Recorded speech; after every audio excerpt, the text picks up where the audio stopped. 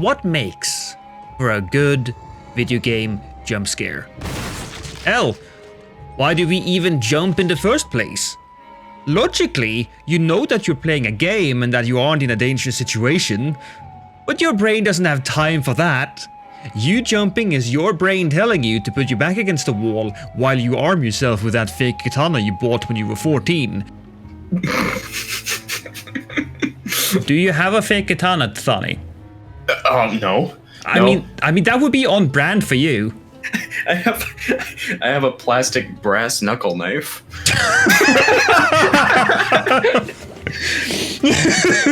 I'm looking at it right now. That's not a katana.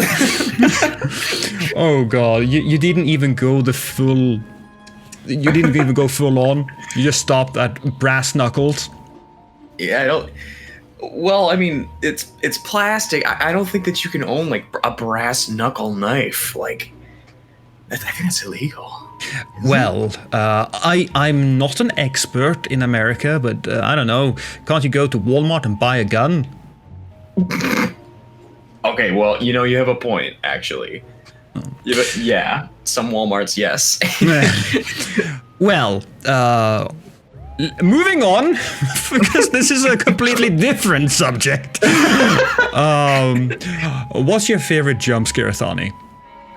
Oh, dude, my favorite jump scare, it has to be, honest to God, one of the most recent jump scares that I've been playing Fatal Frame 2 again over on my channel, but the first time that I played Fatal Frame 2, it was a truly good horror game, one of my most favorite horror games of all time, and I completely forgot about this jump scare from when I played it the first time, because I was just a little kid at the time. I couldn't remember everything.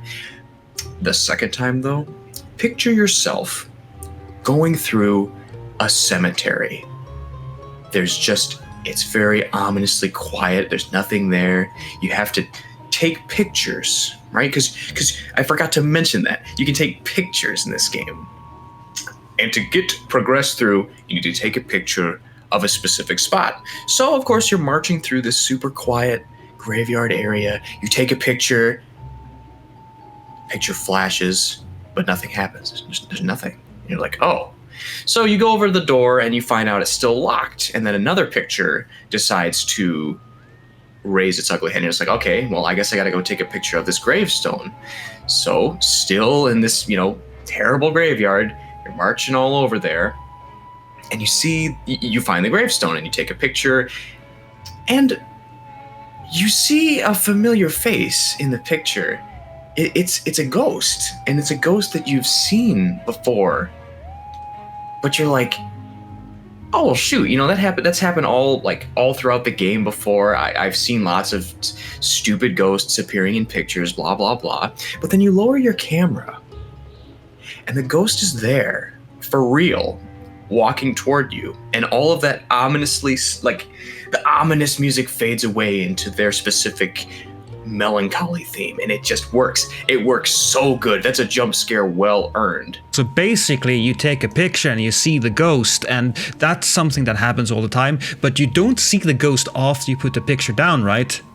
Except for this time.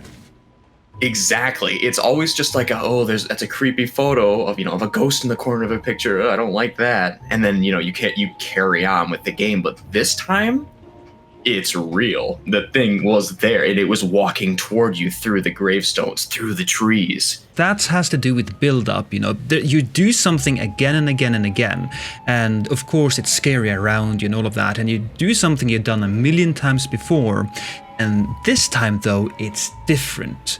You see, there are two parts to a jump scare. The first part I like to call the frame. The frame includes both the build-up and the scare itself. Creating an effective jump scare in a movie requires precise camera work, sound design, acting, and editing. But games, they work differently. And especially for this part in particular, I genuinely love the fact that the ghost they used, not only have you seen before, but it is the strongest that it has been in the whole game. It's not necessarily a pursuer type enemy, but it's one of the most memorable ghosts that when you see it and it's a real threat, It's fantastic. And there's a big difference between a jump scare well earned and a jump scare not well earned. Absolutely agree with you. So, Thani, what's the difference between a game and a movie? I can play a game, but I can't play a movie. Exactly. That means that the developer has to work around the player agency, the player control, either by creating gameplay mechanics like in PT, where the ghost girl Lisa is behind you at all times and basically attacks you at a random point, or like you just said, where the ghost pops out after the picture has been put down, something that you do several times in the game. Or they have to funnel you down a specific path in order you to get to the scare. The quality of the jump scare depends on how good the developers are at hiding that fact. Did you ever play the first-person shooter Fear, Thani? Actually, no. It's really funny. I remember playing Fear 3 very briefly, and it seemed like kind of an action game. But what was Fear 1 about? Well, it is an action game, and while I do not remember the plot all that much, I do remember that in that game, you are a soldier being pursued by one of the most fearsome of all creatures. A little girl. Oh, no. No. Yes. No. And it's your classic ghost girl with black hair, white skin, a red dress, and psychic and pyrotechnic powers because she can summon like an inferno to murder you. Oh dear. I was just going to say this would definitely be a top tier threat if we were like in Japan or something, but with a pyrotechnic ghost too? Yeah. There is a part of the game where you are moving down to different platforms in a maintenance shaft. You do this by going down a series of ladders. You have done this a billion times at that point of the game. And of course, when activating the animation to go down the ladder, you lose control of your character. So you kind of look down, your character grabs the ladder, you look back up, and you move back down again. But at one of these specific ladders, when you look back up, the little ghost girl stands close enough to touch you. So I think, I freaked out at that point and I tried to nope the fuck out of there. So I slide down as quickly as I can to get down the ladder. And then I get to the ground, I turn around, only to be greeted by another psychic ghost man that just as you turn away from the ladder. So, oh my god, so they hit you with a double whammy. Yeah, absolutely. And it's such a beautiful moment, and I remember it very distinctly, even if I can't remember anything else about the game. That's a lie. I think you also get like a nail gun that nails people to the wall, and the game had pretty good AI. That's about what I remember though. Wow, holy crap though, that's metal as hell. Nailing people to a wall. Absolutely, and I can't speak to the other installments of the games like Fear 2 or Fear 3, but the first one, it really has this oppressive atmosphere, and it's scary, man. It's scary. Now, moving on to the second part of the jump scare, the function. I don't think most people ever give a lot of thought to why a jump scare exists. I mean, surely it's there to scare you, right? I mean, yes, of course. Excellent. Well said, Thani. Good input there. Well, I agree with you. You're right. A jump scare, shoot. What? You know what, Thani? Let me just ask you this. Did you ever see the first Lord of the Rings movie? Yeah, yes, but it's been so long. You'll have to jog my memory. Of course. This is the Fellowship of the Ring. This is where, Bilbo just suddenly decides that he wants to go on another adventure, and he leaves the ring for Frodo. And at some point, Frodo and Bilbo, they meet up again at this elven establishment after Frodo was stabbed in the chest by a ring wraith. Oh. Do you remember that specific scene with Bilbo and Frodo? Not particularly. You'll have to tell me about it. Well, Frodo is just sitting there in his very elegant little nightgown, or whatever it is, or he's putting on a shirt, I don't remember. And Bilbo suddenly sees the one ring around the neck of Frodo, and he's like, oh my god, that's my old ring. I would very much like to touch it again. Just feel how it feels around my fingers. Could you just give it to me, Frodo? And Frodo doesn't say anything, because Frodo knows that, oh god, this is very unhealthy for you. I'm just gonna slowly button up my shirt. And then suddenly, Bilbo goes like, I'm actually... He comes out. His true character comes out. Well, listen, I'm gonna give you the Bilbo jump scare. Where is it? Oh, that thumbnail. Oh my gosh. This is a testament to what the One Ring can do with you. Oh yes, because I remember this ring. There's a demon inside of the ring, right? Well, it's part of Sauron's power. That's why they need to destroy it. If they destroy the ring, Sauron goes. Don't know why he chose to do that. Sounds like a really bad strategy for an evil overlord, but okay. But long story short, this ring corrupts people, and it shows with that guy. Which, yeah, that jump scare is unexpected, but it makes complete sense.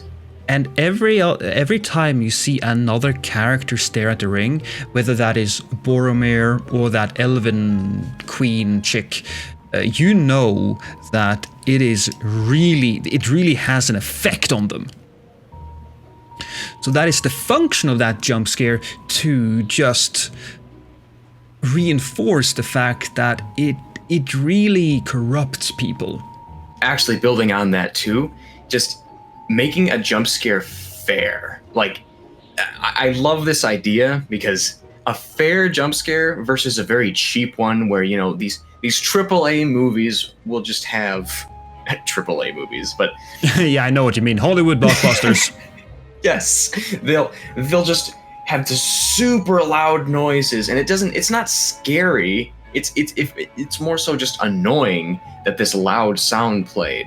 Whereas when you have a real scare where you're thinking about it late at night. So to bring it back to games, a well-placed jump scare can create a whole lot of distrust about absolutely everything. Unpredictability is a key ingredient when it comes to making a horror game. And even though this is not a horror game, Thani, both you and I, we know Dark Souls 3 pretty much in and out at this point, right? Exactly, yes. Think back to the very first time you went through Dark Souls 3. Do you remember the very first chest you come across? Oh, yes, I do. The mimic chest. Yes, you go up to it and it's like, oh, treasure. So you decide to just click A, open it, and then the whole goddamn thing swallows you whole. I mean, it is an absolutely fantastic jump scare, because not only does it scare you, it also makes you distrust every other single chest in the game. So from that point out, you are never feeling all the way safe. Oh, dude, what a great jump scare too! Because at the time, I had already played Dark Souls 1 before, and then my next game that I played was Dark Souls 3, and I was like, "There's no way that there's gonna be a mimic chest as the first chest." So I didn't even bother. I just threw that out the window, and it was immediately a mimic, and I was like, "Oh god, oh god, oh god." Yeah, man, I really love the fact that they just, they didn't like, oh, here's one and here's another one, and on the third one, this is when they get you. No, they just throw it right out to tell you, listen, dude, don't trust us, because it is our job to screw you over. What's truly scary beyond anything is your imagination. 100%. If a game gives you written rules, but then decides to throw you for a loop later on, that is what makes a good jump scare, and that is what makes them so memorable too. Yes, I love them. Speaking of memorable jump scares, I'm just gonna start talking about jump scares I loved. I'm gonna talk about the very first jump scare I felt as a kid in a video game, and I think most people will know this one, but I'm gonna mention it anyway because it has to be mentioned. That's the piano from Super Mario 64. You know, you're just walking around this ghost mansion, and it is not even creepy, but it does try to have like an atmosphere of scariness. But you know, the big ass white boos, they're not scary. So why would anything else be scary? So you walk across and you try to find all of the red coins, and like, oh, that's a nice looking piano, and then all of a sudden it turns into this blood-lusting abomination from hell. Yeah, and it just comes completely out of nowhere because there's nothing like that in the rest of the game. I know, man. I know. Oh Jesus! And yeah, this is the horror area, we know. But even this was like 5 levels up from where you expected it to be in a Super Mario game. Exactly. Like, you take something like, you know, Dead Space, where you would 100%, you know, expect a jump scare of some kind. Yeah. And there are a number of good ones. But then is Super Mario? Those two don't mix. I don't. But okay, they made it work. They certainly did. I mean, another really good jump scare, and this is another super famous one. It's from the Resident Evil games. Resident Evil 1 to be specific, the first one and the remake. I only played the remake of the first one, but that was even more scary because they actually had good old voice actors and better graphics. But you walk across this corridor, and then you heard like a clink, like somebody tossed a stone against the window and just slightly broke it. And then you stop, look around, like, okay, there's nothing here. And then on your way back, suddenly dogs rush through the windows to kill you. That is probably the one jump scare where I went like, oh, out loud. That was such a great jump scare for the game. I remember, I knew as soon as you said tapping on the glass, I was like, oh, he's going to talk about that one. And that reminds me of another memorable jump scare too in Dead Space, speaking of, where you're pursued by the hunter, which we've talked about before on this channel, numerous times throughout the whole game, and it has its signature like cry that it does every time. You get used to this cry because only he has it. And when you hear it, you're like, oh shit, it's that guy, he's back. But then you go to a part of the game where there's no sound because there's a big breach in oxygen, so you can't hear as well. And guess who happens to show up when you can't hear anything to throw you off guard? Donald Duck. Oh no, I'm sorry. Probably the hunter, right? That's right. Yes. Yes. I get those confused sometimes. I wanted to. No, I thought about doing an impression, but I think the is good enough. Fair enough. Actually, to round up this discussion, I'm going to mention one more really cool jump scare, and this was actually one you showed me because I was watching your Fatal Frame video, and it's not really you're not really jumping that high. But at one point, when the 2 girls arrive at the village where all of the ghosts are, they look at the town and they're like, oh, okay, we're a little scared, a little spooky. And the main character, she, you know, puts her hands to her chest, and then her sister, I guess it's a sister, right? Yes. Yes. Her sister puts a hand on her shoulder, so to just, what's the word I'm looking for? Comfort her. To comfort, exactly. And then you suddenly see the sister just move past the camera of walking in front of you, and the hand is still on your shoulder. Clearly, that's not your sister's hand. And then you freak out and you turn around and I don't think there's anything there, right? It's just empty. Nope, nothing there. And that is so good because then your brain's like, oh my God, what was that? What could that have been? And jump scare well earned.